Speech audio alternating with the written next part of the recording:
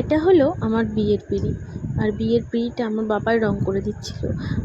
আমার খুব ইচ্ছা ছিল যে বিয়ের পিঁড়িটা আমি আঁকাবো, তো আমি অন্য কাউকে দিয়ে কাস্টমাইজ করিনি, ভেবেছিলাম নিজেই করিয়ে নেব। তাই একটা কাঠের টুকরোকে আমি মানে জয়েন্ট না দিয়ে একটা মোটা পাটাতনকে দোকান থেকে ঠিকঠাক করে কেটে এনে আমি এটা বিয়ের পিঁড়ি করেছিলাম।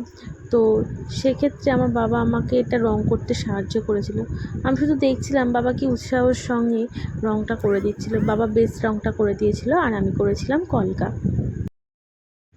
বিয়ের আগে প্রচণ্ডই চাপ পড়ে গেছিলো কাজের, কিন্তু তবু এই কাজটাকে আমি প্রায়োরিটি দিয়েছিলাম, কারণ এই কাজটা আমি চেয়েছিলাম আমার নিজের হাতেই করা থাক।